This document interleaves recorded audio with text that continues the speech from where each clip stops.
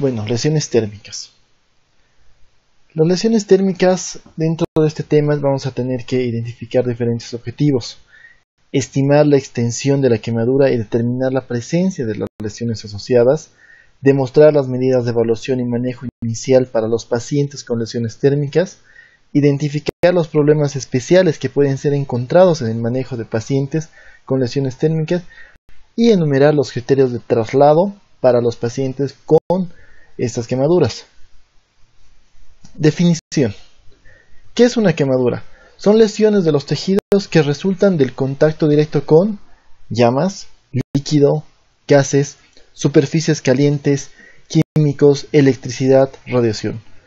Todos estos agentes pueden causar una lesión por el contacto directo a los tejidos. Llamas, como dijimos antes, y estos van a tener diferentes tipos de grado. Bueno, como introducción, los daños derivados de las quemaduras representan la tercera causa de hospitalización y muerte por trauma en los niños.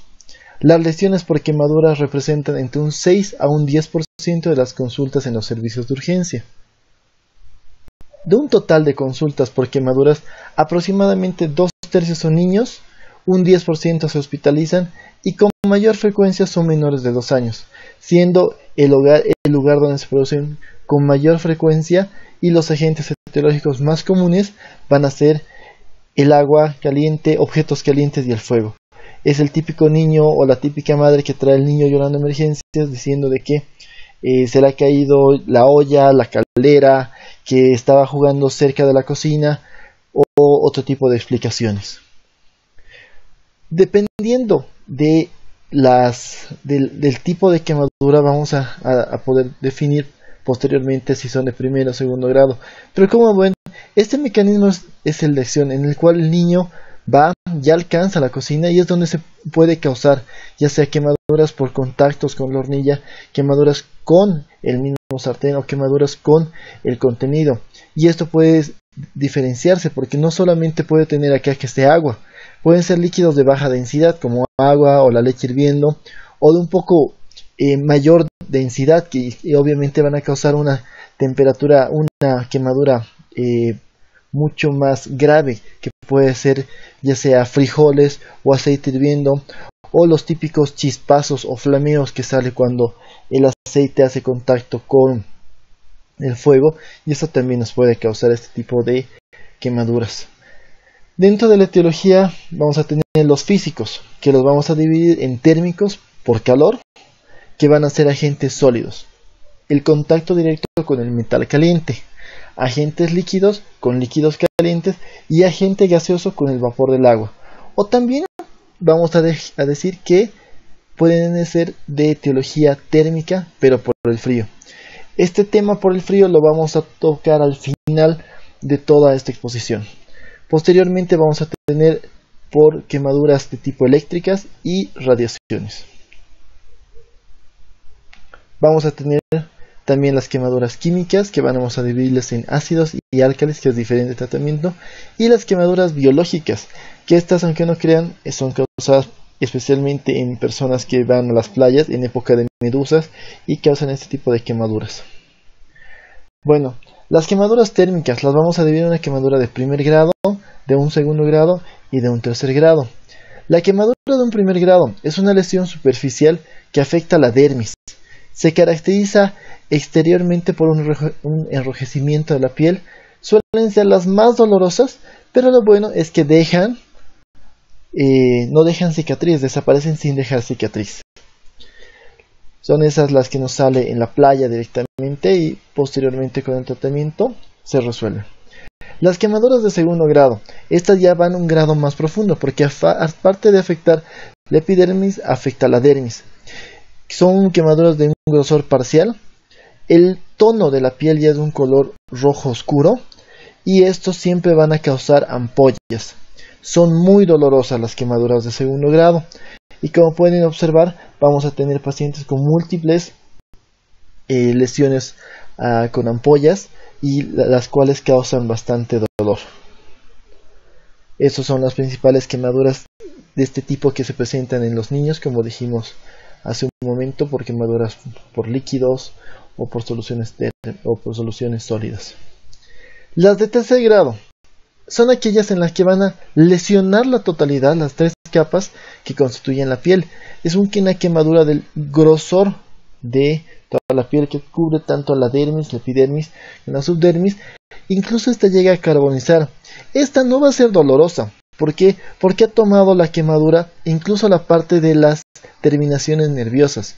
Estas no van a ser prácticamente dolorosas, pero sí obviamente van a ser las que van a causar mayor lesión cicatrizal y cambios a nivel de ese sector.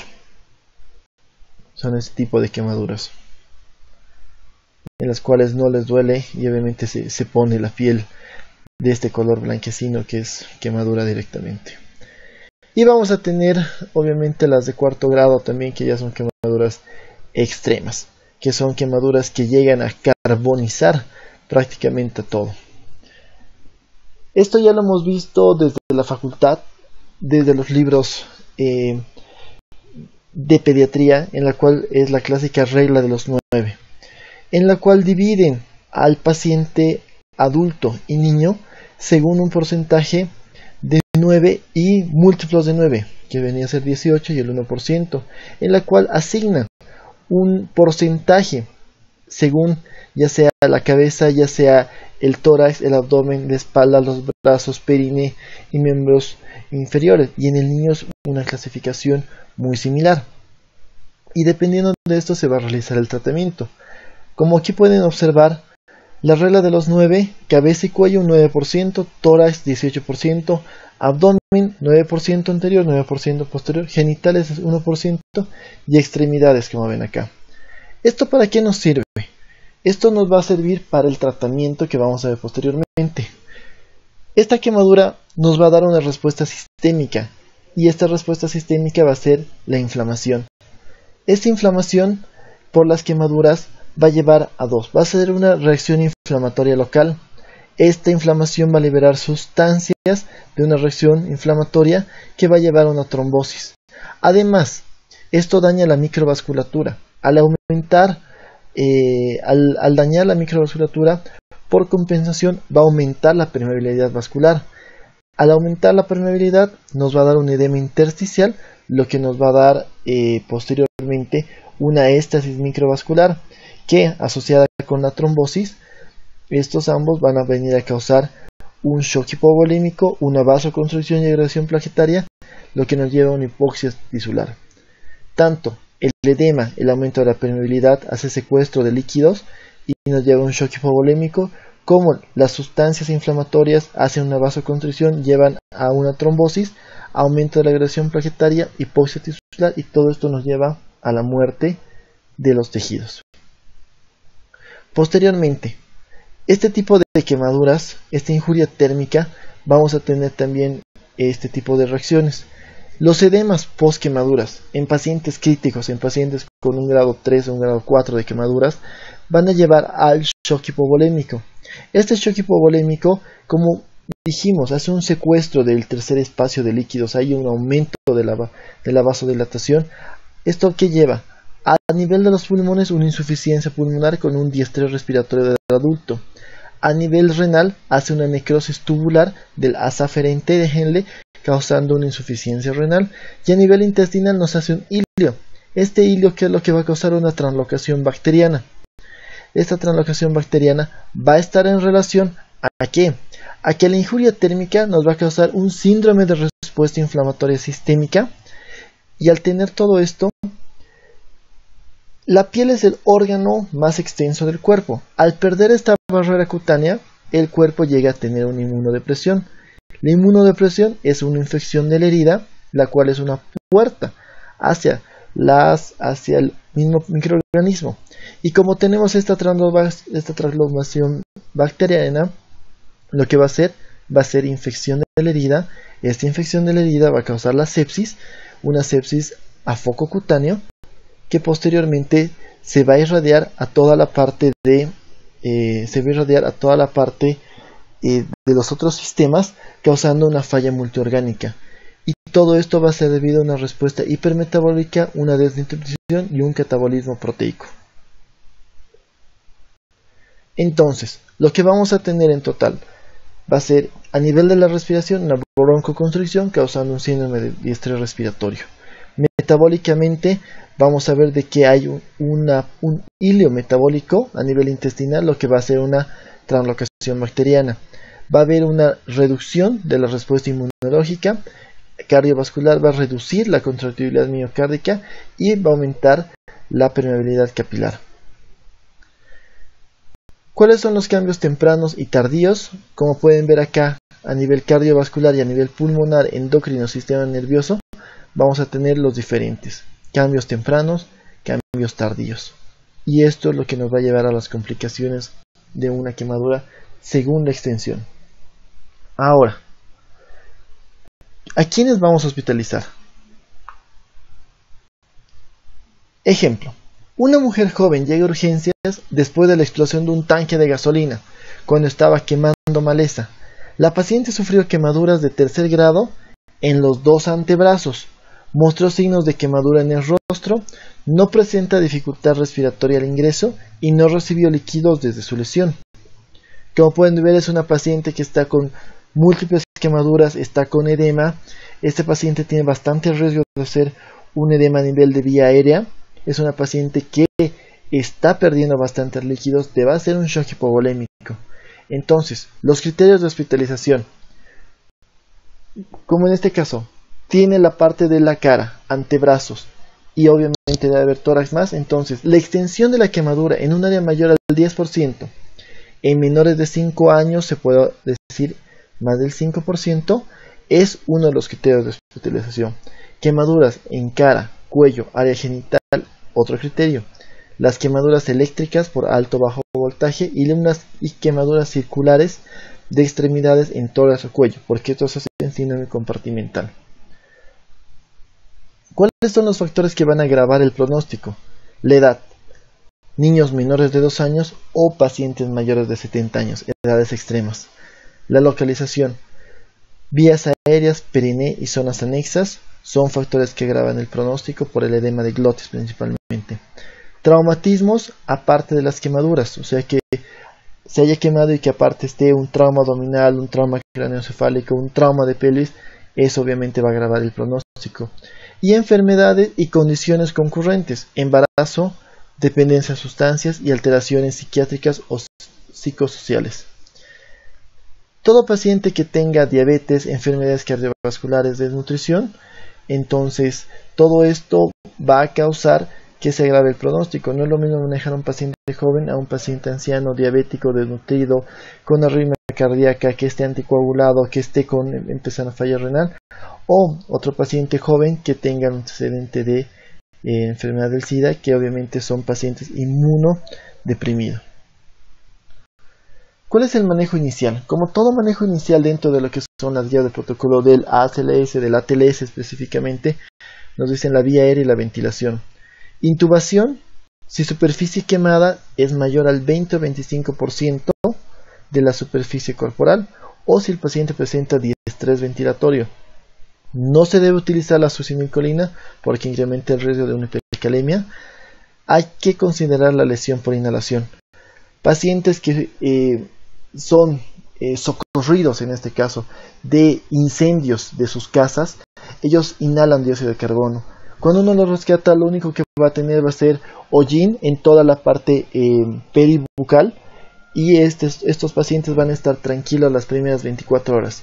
Pasadas esto es donde se empieza a ver el edema de glotis, y son estos pacientes que después es casi imposible intubarlos, a menos de que tengamos una videolaringoscopía o por último se llegue a una traqueostomía. Por eso se debe intubar a estos pacientes y administrar el oxígeno al 100% por inhalación del dióxido de carbono. Tenemos que hacer que la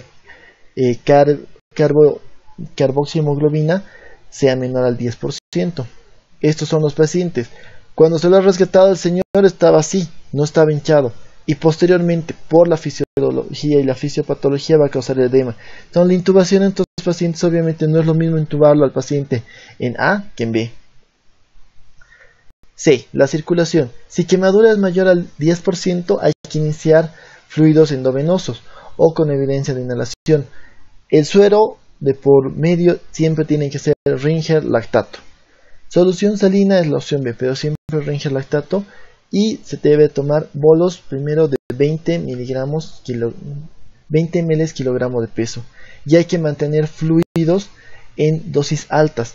Se calcula 0,5 ml kilogramo hora, lo que se debe tener de diuresis. Ahora, para la reposición de líquidos se utiliza esto, la fórmula de Parkland o la fórmula de Brook. La más utilizada es la de Parkland. Ahora, esta regla de los 9, ¿para qué nos sirven? Pues acá es donde nos va a servir. ¿Por qué? Porque la reanimación que hacemos con esto, según la fórmula de Parkland, calculamos 4 ml por kilogramo de peso por el porcentaje de la superficie corporal quemada. Entonces, lo que tenemos que hacer acá directamente es hacer el cálculo según la tabla que tengamos, y con eso vamos a poder ver cuánto tenemos que transfundirle. Ejemplo, 4 ml en un paciente de 70 kilos con 20% de superficie corporal quemada, vamos a tener 5.600 nos sale la dosis.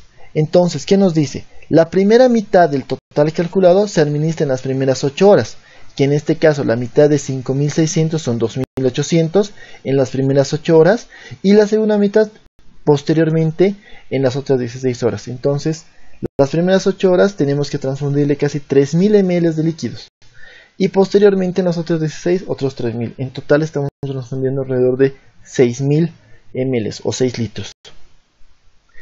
Entrando a lo que es el D, déficits neurológicos, hay que verificar si el paciente no tiene heridas, no está tequeado, si son quemaduras eléctricas, ver algún daño a nivel del abdomen, trombosis intravasculares, paro cardiorrespiratorio.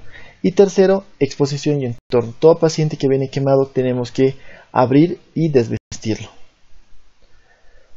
Posteriormente, otras recomendaciones: descompresión con sonda nasogástrica, profilaxis para la úlcera de Curlin.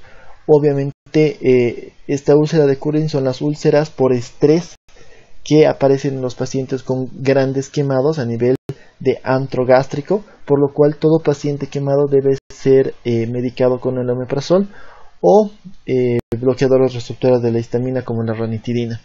Se debe instalar la sonda vesical porque debemos tener un control de diuresis estricto. ¿Ya? Y posteriormente la evaluación oftalmológica, usar gentamicina tópica en este caso. Como podemos ver, al paciente ya bien atendido. Ahora, si estos pacientes fueron, chocaron o algo, se puede hacer inmunoprofilaxis por tétanos, y el manejo de la temperatura es útil. Se aplica en los primeros 30 minutos, alivia el dolor. Si la quemadura es mayor al 10%, no hay que enfriar más de 30 porque estas van a ir a secar y evita la hipotermia.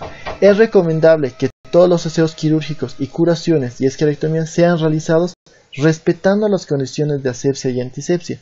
Una vez que el paciente se lo desvista, se debe hacer las curaciones respectivas, porque eso aparte va a aliviar y va a cubrir y va a evitar la evaporación, porque no se olviden que todo tipo de quemadura de tercer grado ya no tiene esta parte de tejidos y obviamente pierde bastante líquido por este ende.